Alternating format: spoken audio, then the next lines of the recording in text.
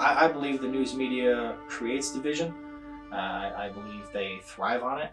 I don't think they have any intentions of giving it up. It'd be an unusual day if we had zero calls of complaint about anything. We're going to continue to protect the vulnerable, continue to save lives. And we're opening up America again. There has been incredible devastation because of a failure of an administration to take seriously a public health crisis. Can't be shit.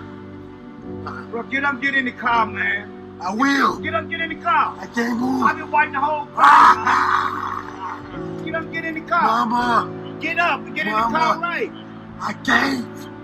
I do not believe most reporters report unbiasedly. It can be very frustrating because I think people misconstrue it as, if it's not a news article I like, then it must be fake. This is a bizarre scene for people who aren't used to this. You have some people are laughing, some people are videotaping. I just threw something on fire, Chris, a firecracker. Something's on fire. Shit.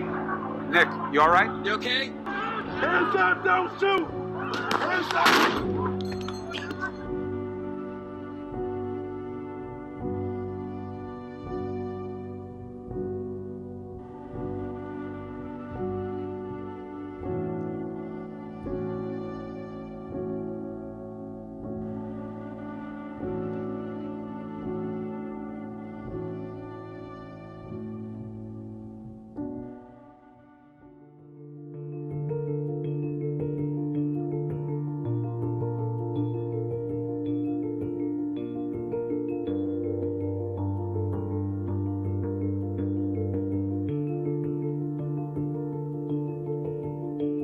Was at 2520 Marquette.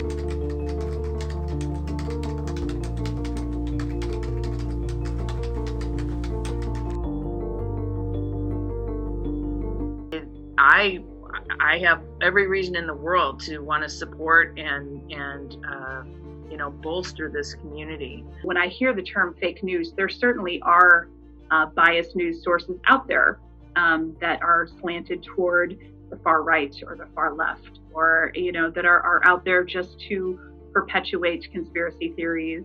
I stay away from a lot of one-sided biased sources like Fox News, sometimes even CNN, MSNBC. I'll do it for more of the informational side. I mean, it's good to know and know what they're talking about, but I try not to let it sink in too much. Or if I see something that is interesting, I will look up it again on a different additional source. It's not up to me to decide if it's right or wrong. It's up to the people to decide. And so whenever I write a story, or whenever a story comes through the Lorien, I try to make sure that it holds up to journalism integrity and non-biased writing. Now, if you go back to when I was younger, back to the days of Desert Storm, we had the embedded reporters, those guys that were in there and they were talking to the soldiers, and those soldiers, some of those soldiers I've talked to myself, are saying they weren't coached through saying something or doing something or whatever. They gave the reporter their unbiased opinion, and that's what we saw on the television. It's all based on clicks, readership, how many people you get there, the traffic that you get there. So all of these news agencies are attempting to outdo one another with the most outrageous headline, or the most outrageous story, or who can break a story without all of the facts. Anybody with any kind of writing acumen does have the ability to phrase questions. I believe that happens a lot.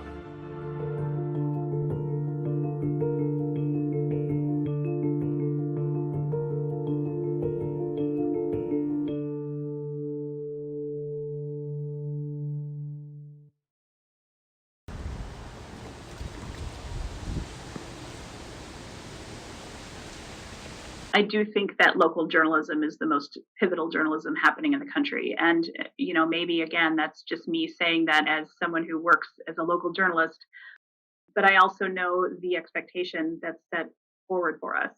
And I know the kind of reporting that we do, and I know the intention behind it.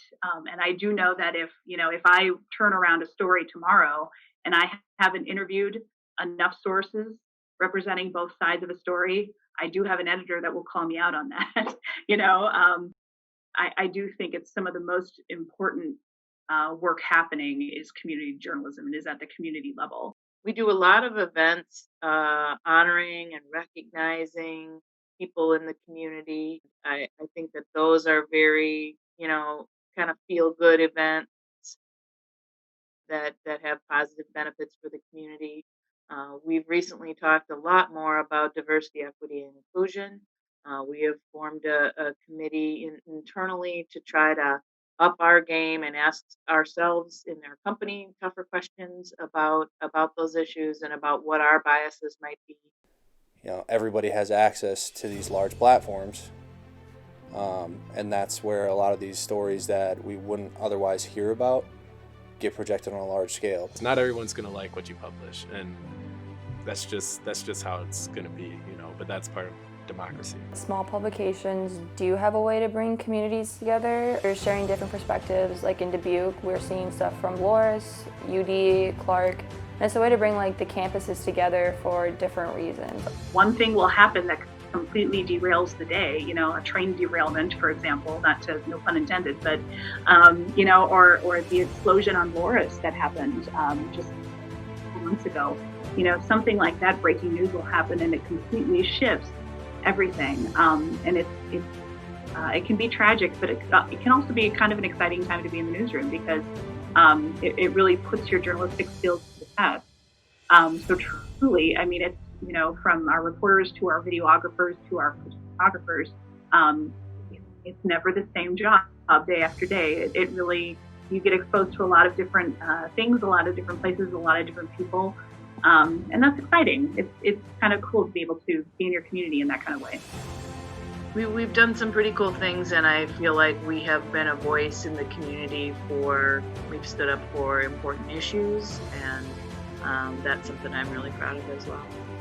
I'm always going to bang the drum for local journalism, I think, and my hope for it would be that people realize its relevance and how important it is.